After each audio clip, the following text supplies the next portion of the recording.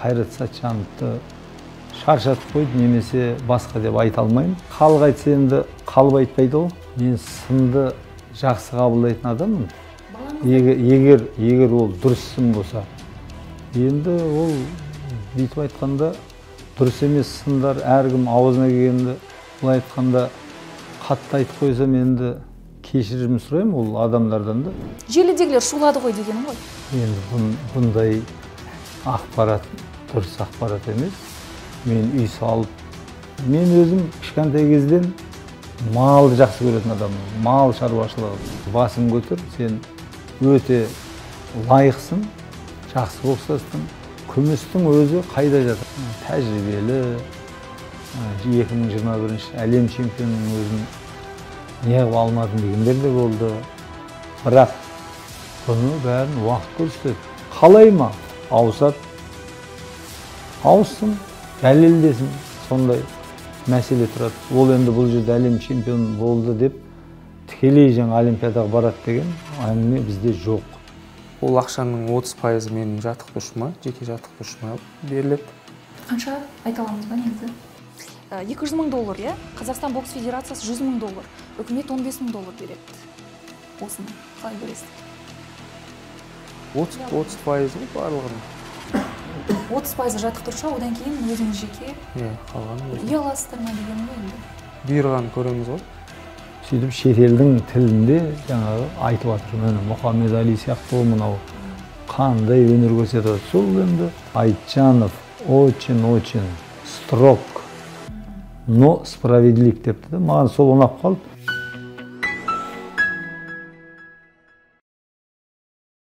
Армысыз құрметті көрермен, бүгін Ақсөйле бағдарламасының студиясында Ташкентте өткен боксшыларымыздың лидері, құрама бапкері, бас бапкер және Асланбек Шымбергенов, Мырзағали Айтжанов аға. Қош келдіңіздер.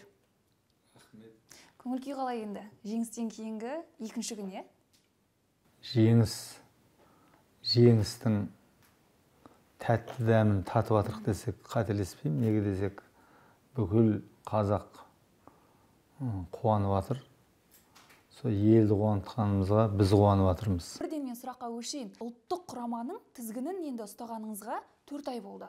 Сол 4 айдың ішінде 4 әлем чемпионы шықты. Енді бұның сыры неде? Бірінші кезекте сыры тарихы тереңде жатыр қазақ боксының. Қазақ боксының бірінші кірпішін қалаған ол Шоқыр Бөлтекұлы атамыз. Сол себептен одан кейін енді егемендік алған кезде Қазақстан боксының биік тұғырға шығарған Абдусалам Нұрмаханов ағамыз. Қазақстандық боксшылардың арасынан бірінші болып СССР-дің кезі ғой ол.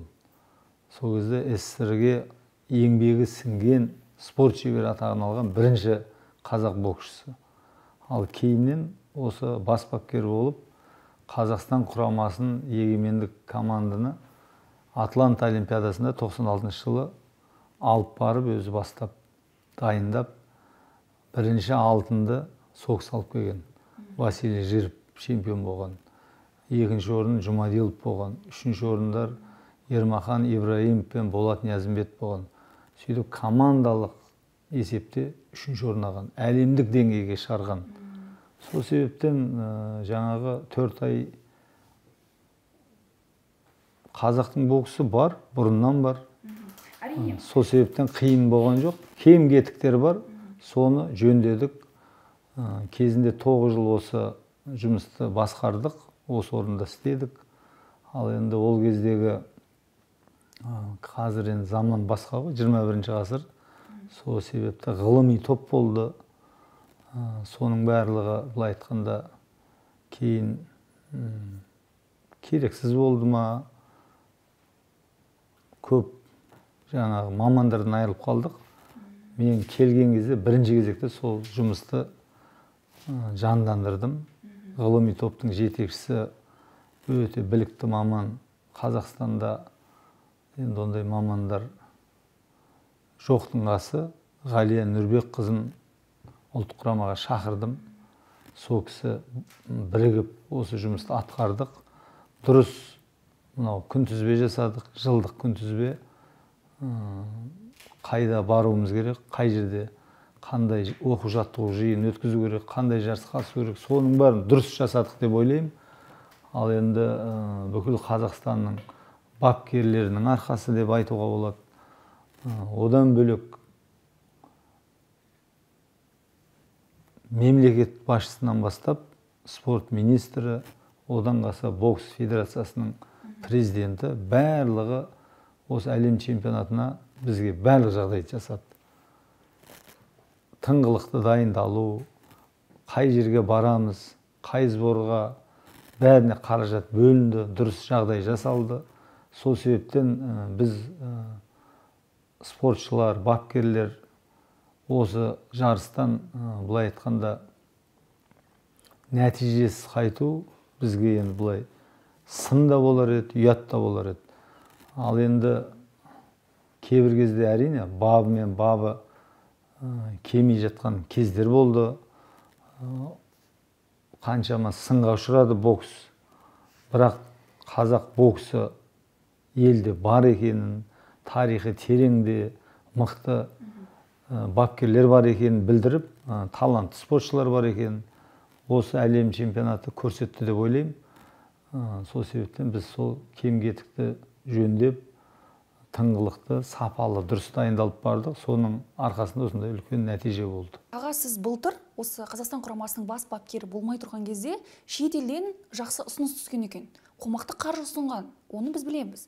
Енді айтыңызшы, сол кезде сіз неге бас тарттыңыз? Бір жыл емес, енді көп жылдан бері көптеген елдер шақырып жүр ғой, бірақ олар енді ол басқа кез, ол 12-ші жылдан бастап шақырған көп ел енді. Бірақ оның бәрін көтере берсек уақыт жетпейді. Ал нақты осы былтыр Венгрия мен Әзербайжаннан түскен елінен бұлай қатты ойландыртатын, жаңағы адам соған көніп қалатындай жағдайлар айтылған кезде, енді әрине бұл адам пенде ғой, қаражат мәселесі, сол себепті адам бұлай соған келсейін деп те қалған жағдайлар болды. Бірақ ойлана келе өзімнің келіншегіммен ақылдаса келе бәрібір елді қимаймыз ғой. Бір жағынан ар жібермейді, ұят жібермейді. Елді ойлайсың, басқа елге барып, жаңағы қазақтың сөзі бекер емес қой. Басқа елге барып сұлтан болғанша өз еліңде ұлтан бол деген сияқты. Одан бөлек өзімнің жеке шәкірттерім бар, дайындап жатқан. Олар басқа елге барғанда паспорт істейді, басқа қылады. Көп уақыт бар да, сол себептен қой деп, өз елімізге қызмет етейік деп, сол себептен қалдық. Сол елдердің арасында Өзбекстан болды ма? Өзбекстан жоқ. Өзбекстан ол өздерінің мамандары бар, басқа бар. Кейбір енді жағдай жасалғанмен, жаңа мамандар жоқ елдер бір сәл күйзеліс болып, бір деңгей түсіп тұрған елдер бокстарын жаңа жақсы деңгейге көтерем деп сондай ұсыныстар болған. Сізге дейінгі бапкер болған Қайрат Сәтжанов боксшыларға көп жаттығу жасатып, бір шаршатып жіберді деген еді мамандар. Енді сіз команданы аз уақытта қалай қалыпқа келтіріп алдыңыз? Біреуді өзім кезінде ұлттық құрамаға бірінші рет келген кезде 2009-да, ол кезде де алдымдағы адамды артынан бір дұрыс емес әңгіме айту менің тәрбиемде жоқ ол. Қазірде Қайрат Сәтжановты шаршатып қойды, немесе басқа деп айта алмаймын. Менен кейінгілерді де айта алмаймын. Менен кейін де болды. Бірақ енді ол мамандар айтса, халық айтса енді қалып айтпайды ғой. Өздері сол білгеннен кейін, көргеннен кейін ебатқан шығар. Ал жалпы мен өзім біреуді жамандауға, біреуді даттауға оған нем жоқ. Тәрбиемде жоқ. Мен енді өзіме жауап берем. Мен бірінші кезекте ғылыми топты құрдық. федерацияға рахмет, спорт министрлігіне рахмет. Жаңа айттым ғой, барлық жағдай жасалды. Сол себептен ұлттық құраманың ғылыми тобы жұмыс істеді, бізбен бірігіп, қандай жаңағы үлкен нагрузкілер, былай айтқанда үлкен жаттығуларда анализ алып, биохимик бар, физиолог бар, осының барлығы пайдасын келтіріп отырды. Кімді тынықтыру керек, кімге көбірек жұмыс ету керек, кімге ол көптік қылып жатыр, оның бәрі көрініп тұрады. Сол себептен бұрынғы өзімнің істеген жұмысымды дәл солай атқардым. Одан бөлек тағы бір өзгертуге енгіздік. Қандай? Мынау Америкада жұмыс істеп жүрген кәсіпқой бокста Усик, Ломаченко сияқты әлемдік деңгейдегі жұлдыздар бар. Украиналық бапкерді алдырттыңыздар. Соны дайындаған жоқ. Ол өзі Литваның адамы, бірақ Америкада тұрып, солар дайындаған Данац деген жігіт бар. Соны алып, біз оны да, бұлай айтқанда, жаттығу процесінде азғантай бір өзгертулер енгіздік. Жігіттеріміздің бәрі, қазақтың жігіті бәрі мықты, бірақ кейбір адамның дене мүшелері ұйықтап тұрған, біздің істеп жүрген жаттығуларымыздың кейбіреуін ол үйреніп қалады, басқа бір бұлшықеттер жұмыс істемей тұрған нәрселерді ояту, сол бір өзгертулер сондай енгіздік. Соның арқасы енді бүкіл бір адамның емес, бұл жерде жалпы көптеген жаңалықтар болды да, жаңалықтар, ғылыми топ бар. Одан қалса әрбір жеке бапкерлердің еңбегі бар, маңдай тері бар, спортшылардың аянбай теккен терімен жаңағы алға қойған мақсаты бар. Ташкенттегі чемпионаттан соң сіздің төл шәкіртіңіз Сәкен Бибосыновқа қатысты сын айтылып жатыр ғой.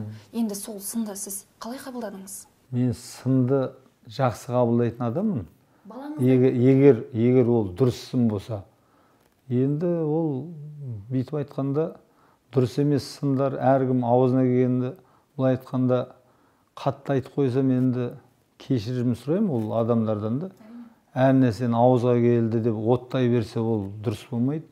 Кезінде мен енді өзім бұрынғы заманды жақсы көретін адамда, бұрынғы заманның киносын көретін, мынау жаңа қазақ, жаңа бір нәрсе деп айтып атады ғой. Мен сол жаңа қазаққа былай аяғым шли баса бермейді жаңа қазақ болуға. Мен ескі қазақты жақсы көремін. Олар былай айтқанда өте дана болған, өте зиялы болған. Мен сол азаматтарды былай айтқанда дұрысырақ көрем. Ал енді аузына келгенде кезінде, ханның кезінде де, басқаның кезінде де, ханды, басқаны әрбір адам аузына кетіп, аузына не келсе соны айта бермейді. Қазіргі заман сәл қиындау заман болып тұр да. Білімі жоқ, өз үйін игере алмай отқан адамдар ел басшысынан бастап басқа адамдарды да даттағанын мен енді құп көрмеймін. Негізі тәлім тәрбиесі бар адам ондай нәрсе істемеу керек. Бірінші кезекте әр адам өзінен бастау керек та. Өзі кім, не істеді ел үшін. Ал енді әркімді ол әртүрлі балағаттау сөздер ол енді дұрыс емес. Біз ел боламыз десек, бесігімізді түзеуіміз керек. Ал бір-бірімізді ол не қылсақ, ол не болады сонда? Дұрыс айтасыз. Сіз былтыр Шымкентте үй салғаныңызды білеміз ғой. Сол кезде енді әлеуметтік желідегі видеоларға қарағанда Сәкен Бибосыновты жекті, жұмысқа жекті деп жазып жатты. Менің пікірім емес. Енді сол кезде сіз өзіңіз ол кісіні шыңдау мақсатында шақырттыңыз ба, әлде өзі әкесіндей көріп көмекке келді ме? Енді бұндай ақпарат дұрыс ақпарат емес. Мен үй салып желідегілер шулады ғой дегенім ғой. Енді айтайын дедім мен енді. Ол қате жаңағы не дейді, пікір дей ма, дұрыс емес информация дейміз ба. Үй салып үйге неған жоқпыз. Мен өзім кішкентай кезден малды жақсы көретін адаммын. Мал шаруашылығын. Үйде бұқа асырап, қойлар асырап сөйтіп жүрген адамбыз да. жақсы көрем. Өзімнің хоббиім. Ал енді өзіміздің шаруашылық бар. Соған барып қи шығару. Үй салу емес. Үй салған жоқпыз ешқандай.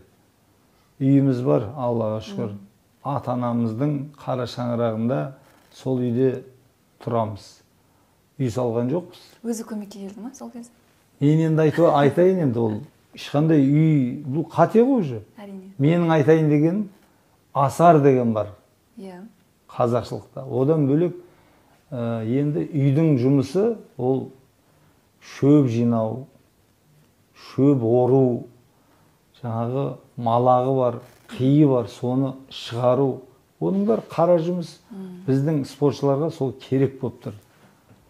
Сол себептен ол менің шәкірттеріммен әлем чемпиондары өзімнің Біржан болсын, Қайрат Ералиев болсын, Біржан Жақып болсын, Сәкен би болсын, кейінгілер бар. Бәрі ол бірігіп барып, демалып, жұмысымызды істеп, ол бір жаңағы жұмысқа жекті деген. Енді бұл ақымақ адамның ойы деп ойлаймын.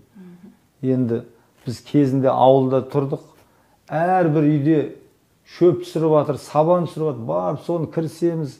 Жаңағы малақ істеп жатады, тезек істеп жатады, соны істесеміз. Жаңағы үй салып жатса, барып соны көтерсіп, жұмыс істеген соның бір шеккен бола ма, жеккен бола ма? Бұл одан еңбектен ешкім кем болмайды.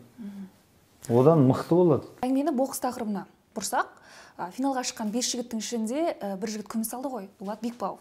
Ол кісінің еңсесі түсіп кеткен жоқ па? Енді әрине еңсесі барлығы алып, мен қап дегенде болады ғой. Сол рингтен шыққан кезде айтқан, мен басын көтір, сен өте лайықсың, жақсы бокстастың. Күмістің өзі қайда жатыр? Қанша өзіңнің әріптестерің күміске де жете алмады. Сол себептен бұл Аллаға шүкір де басыңды көтер деп мен өзім жігерлендірдім. Неге десек, күміс медаль әлемде алу, ол әркімнің бағына бұйыра бермейді. Жігерлендірдіңіз ғой. Әрине. Келесі сұраққа көшейін. Бокс көрермендерін таңғалдырған бір жайт бар. Сіз Ташкентте 48 келіде осыдан 2 жыл бұрын әлем чемпионы болған Теміртас Жүсіповті емес, 19 жастағы Санжар Ташкенбайды алып бардыңыз ғой. Сөзсіз тәуекел ақталды. Бірақ Теміртас бұны қалай қабылдады? Енді бұл салмақта сіз ставканы кімге қоясыз? Теміртас өзіміздің шәкіртіміз, балдарымыз сияқты оқып өткен азаматтар. Теміртаста кезінде Біржанмен қарсылас болып жүрді. Біржаннан кейін Бағжан, ол да үлкен жетістікке жетті. Ал енді Теміртаспен бәсекелес болып жүр, міне Санжардың да Бағжанды. Бұл бәсекелестіктен үлкен жетістік болады да.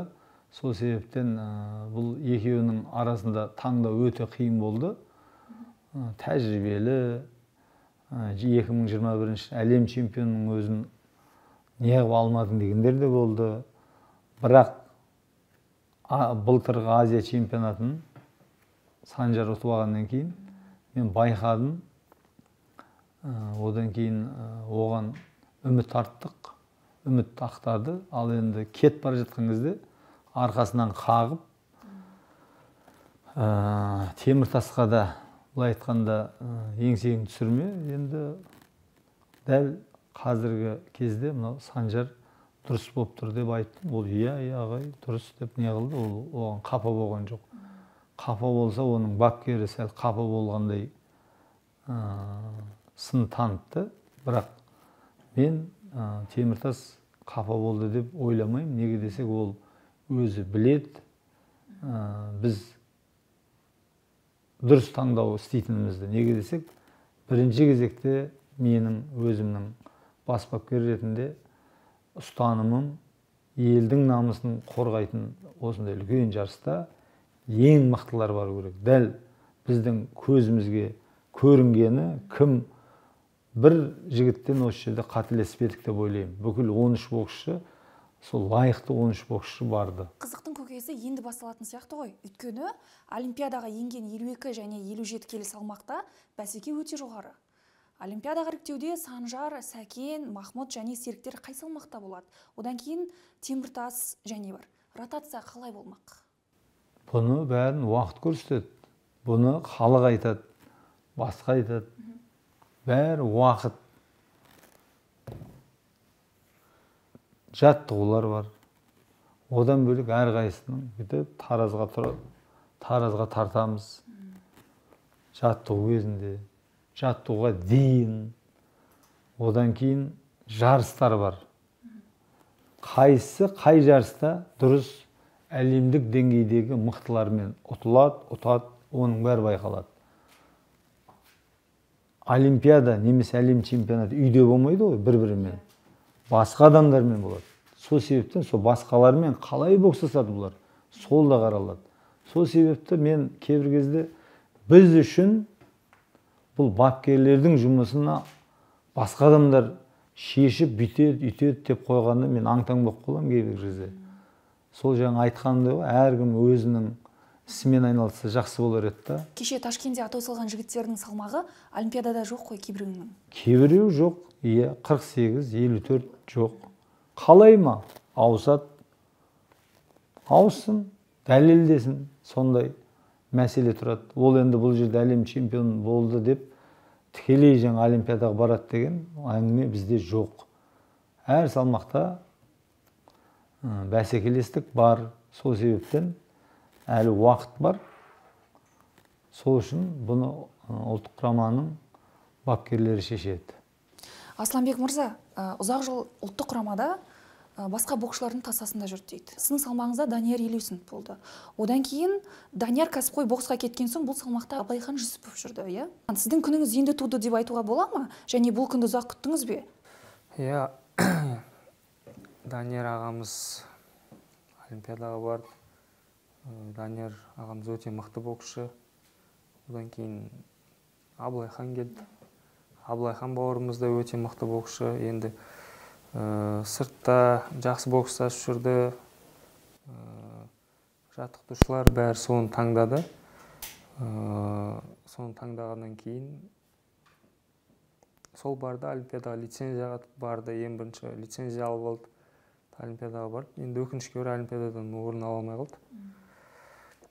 Енді ол кеткеннен кейін, енді Аллаға шүкір біз шықтық. Біздің жолымыз ашылды.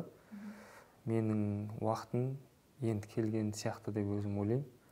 Ең бірінші Азия чемпионы болдым 22 ноябрь айында. Одан кейін міне Ташкентте әлем чемпионы болып отырық. Енді Алла қаласа Олимпиадаға лицензия алып, сол Олимпиадада топ жарсам деген үмітім бар, Алла қаласа. Олимпиада чемпионы бұл қазақтың сөзін қандай мақалдары бар. 100-ден жүйрік, 1000-нан тұлпар дейді. Ал енді бұл жер 1000 емес қой, миллион, миллиардтардан бір адам Олимпиада чемпионы болды. Әлем чемпионы шығып тұр. Бұның алдында Әбілхан Аманқұл әлем чемпионатында күміс медалін алған. Сол себептен бұл облыс бұрынғы сол қарқынды дамып бірінен соң бірі міне Дулат, оның да күміс медалі бар. Сол себептен бұл облыста бокс әлі деңгейі жақсы деңгейде тұр. Асланбек мырза, сіз Астана Арландар сапынан кетіп, 5 раундтық енді жекпе-жекті өткізіп те үлгердіңіз ғой. Ташкентке барып жеңіспен оралдыңыз, бірақ өкініш жоқ па сізде? Мен ұлттық құрамада жүріп, Астана Арландар сапында бокстастым. Ол WSB деген проект болды.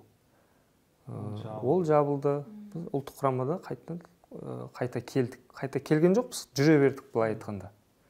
Ұлттық құрамада. Астана Арландар 5 раундтық жекпе-жектер өткіздік. Ол жерде де біз жақсы былай айтқанда опыт алдық өзімізге, тәжірибе алдық, мықты боксшылармен бокстастық. Ол да бір керемет тәжірибе болды біз үшін. Жеңістен кейінгі сыйақы аз емес. Оны сіз қалай жұмсауды немесе қайда бағыттауды жоспарлап отырсыз? Ол ақшаның 30% менің жаттықтырушыма, жеке жаттықтырушыма беріледі. Қанша айта аламыз ба негізі? 30%. Жалпы соманы? Жалпы соманың 30%. 200 мың доллар, иә? Қазақстан бокс федерациясы 100 мың доллар. Үкімет 15 мың доллар береді.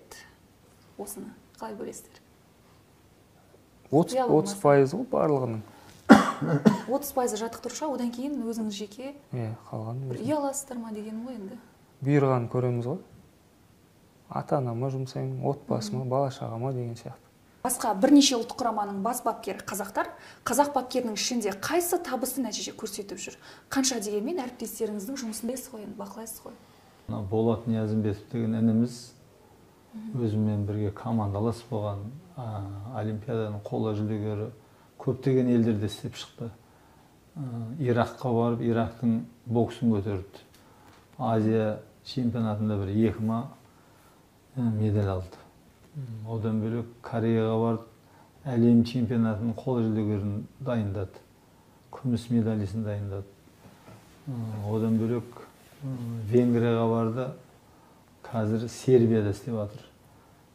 Сол сияқты жігіттерге әрине сәттілік тілейміз, қасымызды көрсеміз. Қазақстанның адамы болғаннан кейін бәрібір ол да келіп командаға жан ашып жүреді. Ал енді Қазақстаннан бұлай сыртта жүргендер көп, бірақ енді ондай үлкен нәтижеге жетіп жатыр деп айтамаймын. Неге десек, Қазақстан сияқты бір түбірі бар, оның бір 100 жылдық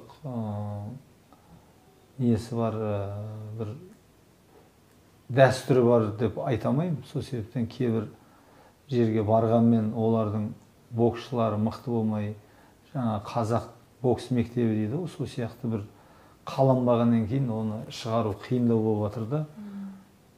Сол жағы да бар. Мырзағали аға, сіз өзіңіз де боксшысыз ғой. Осы сиқырлы қолдарыңызбен талай рингте жеңіске жеттіңіз. Жеңіл салмақтағы панчер ретінде білеміз. Енді сіздің шәкірттеріңіздің көбі жеңіл салмақта мықты болатыны содан ба? Енді әркімнің табиғатына қарай ғой, табиғатына қарай Алланың берген бір қасиеттері болады. Сол себептен дәл өзім сияқты ешкімді дайындаған жоқ. Неге десек, оның жаратылысы сәл бөлектеу. Сол себептен мені Аллаға шүкір 48, кейін 49 болды. Сол салмақта әлем чемпионы Біржан Жақып тұр. Одан бөлек 81 килограммда өнер көрсеткен Еркебұлан Шыналиев, әлем чемпионатының қола жүлдегері және Пекин олимпиадасының қола жүлдегері. Ол мүлде бөлек. Ал енді одан кейінгі Қайрат Ералиев, әлем чемпионы, ол енді оны Мұхаммед Алиге де ұқсатып атады. Сол себептен әрқайсының мынау өнер көрсету әртүрлі техникасы дейміз ғой, шеберлігі. Сол себептен мені Сәкен Бейбосыновты Майвезерге ұқсатып жатыр. Оны мен емес, шетелдік мамандар. Жаңағы Рио олимпиадасында Қайратты мына жерге жаңағы осы қазір құралдар көп қой, әртүрлі істеп қойып, бұның бокстасып отқанын қойған Қайраттың мына жерге Мұхаммед Али сөйтіп салыстырып та, сөйтіп шетелдің тілінде жаңағы айтып жатыр. Міне Мұхаммед Али сияқты ол мынау қандай өнер көрсетеді. Сол енді бұл да бір өздерінің Алладан берген, әке-шешелерінен, аналарынан берген, ата-анасынан берілген бір қасиеттер бар да, жақсы қасиеттер. Сол себептен соны біз әшейін дамыттық. Ал жалпы дәл жаңағы бапкеріндей болу, енді ол 100% болмайды. Неге десек, оның ата-анасы бөлек, менікі бөлек. Біз енді тек маған ұқсасын деп дайындамаймыз. Сол себептен әрбір спортшының өзінің Алладан берген жақсы жағын біз дамытамыз. Асланбек мырза, сіз айтыңызшы, осы ағамыз сырттай көрінгенде енді жұмсақ мінезді көрінеді ғой, бірақ сырттан білеміз, диктатор, нағыз талапшыл кісі деп жатады. Рас па? Енді Мырзағали ағайды баядан танимын. Енді сырт көзге қаталдау болып көрінетін шығар, бірақ мінезі өте жұмсақ, өте сабырлы. Іске келгенде енді қатал ғой, иә? Іске келгенде өзінікін нақты айтып, бізге осылай істеңдер деп ешқашан бүйтіп айғайлап, бүйтіп ауыр сөйлеген емес, тек қана нақты айтып сөйтіп кетеді. Біз бәріміз тыңдаймыз. Ешкім Мырзағайды тыңдамай или басқа нәрсе істеп ондай болған емес ұлттық құрамада. Өйткені ұлттық құраманың жігіттері бәрі тәртіпті. Басқа спорт түрлеріне қарағанда біздің бокста жүрген жігіттердің бәрі тәртіпті. Ешқашан тәртіп бұзбаған. Сол себепті Мырзағали ағайды дауыс көтеріп айғайлаған ешқашан естіген емеспіз. Осы сұхбат алдында сіздің мінезіңіз жұмсақ па, қатал ма деген кезде бір әдемі әңгімені айтып бердіңіз ғой. Соны айтып берсеңіз. Одан кейін дәл осы сіздің мінезіңіз біздің спортқа жетіспей жатыр ма жалпы? Спортта осы мінез жетіспей ме? Енді әрине бірінші кезекте қазақ атам айтып кеткен ғой. Оны Бауыржан атамыз соғыста қолданды. Тәртіпке бас иген құл болмайды, тәртіпсіз ел болмайды. Осы екі ауызбен ақ түсінуге болады. Ал енді одан бөлек тәртіп бірінші кезекте, екінші не ол? Ол еңбек. Ол бізді өзімізді мектепте жүріп, миымызға бен құйып тастаған ғой. Еңбек, еңбек, еңбек, барлығын жеңбек дейді. Ол осы қағидалармен мен жұмыс істеймін. Еңбек етпеген адам, ол еш нәрсеге жете алмайтын мен жігіттерге түсіндірем. Бұлар білет. Сол себепті жаңа айқайламаймыз. Ешкімге жаңағы дауыс көтермейміз. Әшейін бүйтіп ыммен ақ жұмыс істеп жатырмыз. Бұлай айтқанда барлығы өте тәрбиелі, бұлай иманды, өте бұлай айтқанда әшейін бүйтіп ақ жүрміз енді.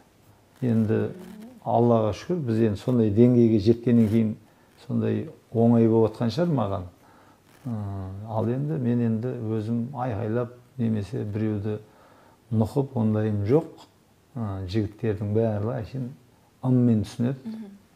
Ал жаңағы әңгімеше, орыс ал енді әрине бір біздің де жаңағы барлығы жақсы болмайды ғой енді. Бәріне бір жаға бермейсің ғой. Сол кезде әртүрлі бір сындар, бір нәрселер болып жатқан кезде бір орыс журналисі жазған екен, соны бір кісі маған оқытқан еді да, Айтжанов очень строг, но справедлив депті да. Маған сол ұнап қалды. Мынау маған дұрыс сипаттама беріпті дедім да. Енді әрине қаталдығымыз бар. Мен өзіме қаталмын. Бірінші кезекте өзіме қаталмын. Қай жағынан? Мен барлық жағынан, менде шектеу көп. Мен жұмысымда жүріп, қыдырып, жаңағы тойлап жүрмеймін. Жұмысқа келдім ба, жұмысымды істеуім керек. Мемлекет осындай жұмысты тапсырды ма, оны мен ел сенімін ақтау үшін ешқандай той, ешқандай жаңа басқа меніңкі, сеніңкі, туысқан деген жоқ. Тек қана елдің абыройына қызмет етіп жатырмын. Ал енді кейбіреулер талтаңдап, сайраңдап бір жүргісі келетін болса, оларға мен жол бермеймін. Сол үшін де мен кейбір кезде сол қатал болып көрінетін. Мен бірінші өзімнен бастайын, қалғандардан талап етем. Нәтижесін көріп отырмыз ғой. Ұлттық құрамаға қайта оралған кезде алғашқы талабыңыз Марат Жакиев аға бапкер қылу болыпты. Ташкенттегі табыстың артында Жакиевтің де еңбегі орасан екені байқалды. Боксты білетіндер Жакиевті мықты тактик дейді, ал сіз мықты мотиваторсыз. Бұл тандем бе? Екеуміз СССР-дің кезінде бірге ұлттық құрамада болғанбыз. Қазақстанның, СССР-дің, сол себептен енді бір-бірімізді жақсы білеміз. Екеуміздің де алға қойғанымыз бірінші кезекте Қазақстанның боксының биік тұғырға көтерілуі. Енді ол да үлкен жетістіктерге жеткен бапкер. 2 әлем чемпионын дайындады. Әлем чемпионатының күміс жүлдегері 2 рет. 2 рет олимпиаданың күміс медалін иеленген Әділбек Нәзімбеттің, Ердос Жаңабергеновтың, Нұрдәулетов, Бекзаттың, Берік Абдрахмановтың бапкері. Сол себептен ондай бапкердің бұл командаға жұмыс істейтін бапкер ретінде кезінде сонша жыл бірге істедік. Бұның көмегі елге керек деп әрине қасыма шақырдым. Ол былай айтқанда кейінгі жас өсіп келе жатқан бапкерлерге үйренетін нәрсе көп. Осы кісіден біраз сабақ алып жатыр. Дәл осы чемпионатта осы 4 алтын, 1 күміс медаль, осы 5 бапкерді осы ақырғы осы чемпионатта нәтиже істеді ма, міне солардың жұмысын ерекше айтып кетуге болады. Әрқайсысы жақсы тер төкті, еңбектенді, соның міне жемісін көріп отыр. Асланбек мырза, енді шәкірттер болсын, інілеріңіз болсын, соларға бір кеңес айтыңызшы. Жеңіске жету үшін не істеу керек? Жеңіске жету үшін ең бірінші тәртіп болу керек деп ойлаймын. Тәртіп, одан кейін егер ол мықты спортшы үлкен жетістікке жетем десе, жаттықтырушының айтқанын екі етпей орындау керек. Тәртіп дедім ғой, жаңа ол тәртіпке көп нәрсе кіреді. Ол көп нәрседен бас тарту керек. Жаңа Мырзағали ағайымыз да айтты ғой. Тойдан, қыдырудан, былай айтқанда спортшыға керек емес нәрсенің бәрінен бас тарту керек та. Спортпен айналысу керек деп ойлаймын. Спорттық өмір, үлкен деңгейдегі спорттық өмір өте қысқа. Мен айтатыным жігіттерге, өте аз уақыт беріліп, сол жерде мүмкіндікті пайдалансаң, пайдаланбасаң, ешнәрсеге жете алмай қаласың. Уақыт өтеді кетеді. Ал енді басқа жаңа қыдыру болсын, той болсын, басқа болсын, оның бәріне спорттан кейін де міне 20-ға дейін, біреу 25, біреу 30-ға дейін, біреу 35-ге дейін бокстасады ғой. Ал енді одан кейін не деген өмір тұр? Тойлауға да, басқа қылуға, қыдыруға да сол жетеді деп айтамын да. Сол себептен осы азғантай уақытты жақсылап мүмкіндікті пайдаланыңдар деп айтамын. Менің ақыл кеңес. Отбасыңыз жайлы айтып беріңізші. Жалпы олардың да қолдауы ерекше ғой. Әрине бізді қолдайды. Үшін дұға жасайды әке-шешеміз. Қарапайым отбасынан шыққан азамат деп білеміз өзіңізді. Сол айтып бересіз бе жалпы? Әке-шешеңіз, өзіңіздің отбасыңыз? Әке-шешем, әкем әскери адам болған, қазір енді үйде. Анам балабақшада жұмыс жасайды, бала тәрбиеші болып. Келіншегім бар, 3 балам бар, 2 қызым, 1 ұлым бар. Келіншегім мектепте орыс пән мұғалім болып жұмыс жасайды. Барлығы менің тілеуімді тілеп, барлығы менің жеңгенімді қалап, үйде мені күтіп отырады. Кездестіңіз, иә? Жоқ, әлі кездескен жоқпыз. Жете алмай жатырмыз. Күтіп отқан шығар енді. Әрине. Асыға күтіп отыр. Енді сол балаларыңыздың арасында болашақ чемпиондар шығатын шығар. Жоспарыңыз бар ма? Енді бұйырса, егер мен балам спортты таңдап барып жатса, мен оған шектеу қоймаймын. Бірақ талап қоямын да. Себебі менің өзім жеке ойым, ол спортшы болғандықтан, спортшы болып, ол білімді тастамау керек деп ойлаймын.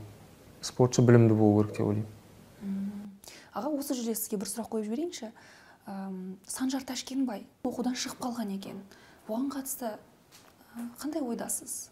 Қазір еш жерде оқып жатқан жоқ, иә? Енді ол кеше ғана естік қой, кешке. Әрине, осындай үлкен дәрежеге жеткен спортшыны шығарып жіберді деген маған мысалы қап деп қалдым, бірақ енді әртүрлі жағдай болады ғой. Бұл енді біреулер спортшы болса, өзіне деп спортты қолдамайтын бір мұғалімдер болып қалады. Немесе қандай жағдай болғанын біз енді нақты біле алмаймыз. Мамандығы спорт екен ғой. Дене шынықтыру.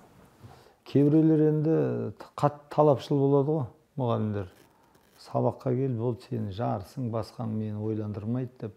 Ал негізі спортта оқитын мықты спортшы жігіттерге оның сол жетістігі, сол оқу деп ойлаймын. Әлем чемпионатын бітірген, әлем чемпионы болып келген адамға енді бәрібір сәл дұрыс көзқарас болу керек еді деп ойлаймын. Қап деп қалғаныңыз бар дейсіз ғой, иә?